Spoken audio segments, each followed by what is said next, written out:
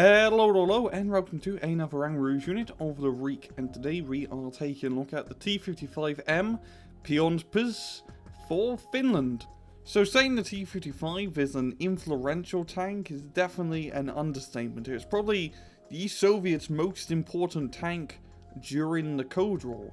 They used this since its early beginnings in the 50s, and they even had these all the way down to the late 80s, still in a heavily upgraded fashion in use. A quick history lesson: the main line battle tank for the Soviets was the T-3485. Now, by the time World War II ended, it was a little bit outclassed with what the Americans had to offer, and so they did a whole design project, did a bunch of prototypes, and eventually found a replacement, the T-54/55. Now, specifications for this tank is really nothing fancy about it. It's decently armoured, it's got a decent gun, it moves like 50 kilometers off-road, nothing too fancy. Some main features is, yeah, it is nuclear proof, kind of.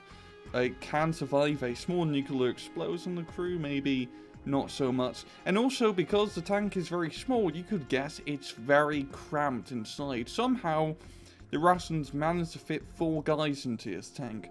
How? Well, they just kind of pick the shorter guys. Essentially, it is not a comfortable tank at all, but it is also smaller, which makes it harder to hit.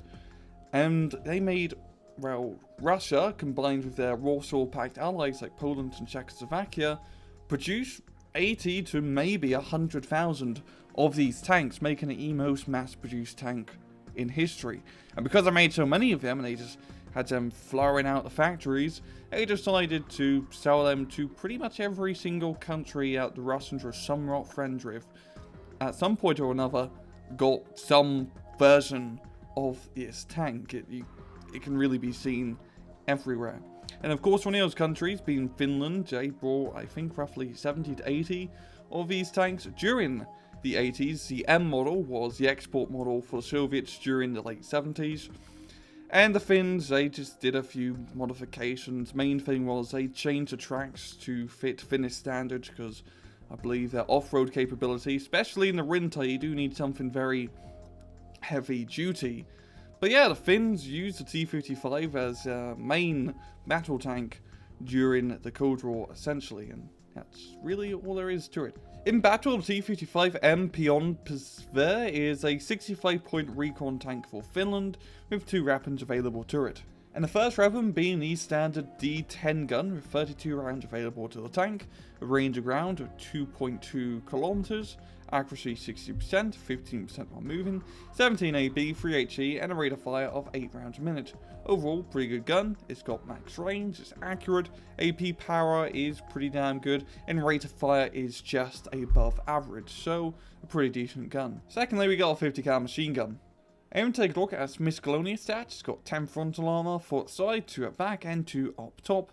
10 HP, medium size, very good optics, a speed of 50 kilometers off the road, 110 on the road. It is a Recon vehicle, so of course it has medium stealth capabilities, an autonomy of 600 kilometers, year restricted to 1989, and type restricted to motorized, armored, mechanized, and marine decks.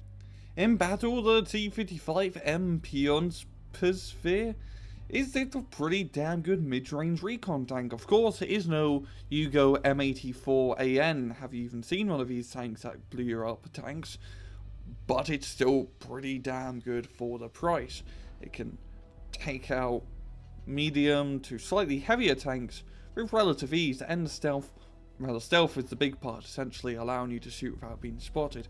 Now, of course, the main competitor, the Blue 4 counterpart, the DLC Meister and the Leopard of Recon, well, if we compare both of these tanks, I'd want to say the T-55 is just slightly better. Of course, the Leopard has better rate of fire, and it's slightly more accurate, but it loses 2 frontal armor, and you also lose 2 armor penetration power. And honestly, the armor and the armor penetration power is quite bloody important, because 17 AP allows you to dish damage to those mid-range Abram tanks, which are rather common tanks we're going to be fighting if playing Finland. And yeah, it's pretty damn good, I have to say. It's definitely a must-have in your deck, because it's very solid at getting the job done. It can pick out unit or pick off units without being seen, which is an important thing of its stealth tank. So yeah, it's kind of like a mid-range M84AN, long story short. And one of the better T-55s in game. This is probably the best T-55 in game. I'm going to say that right now, and I don't even have all the facts. And I'm going to leave it off. Yeah, this has been another Rang Rouge Unit of the Week. I hope you guys enjoyed the video, and as usual, please just take it easy.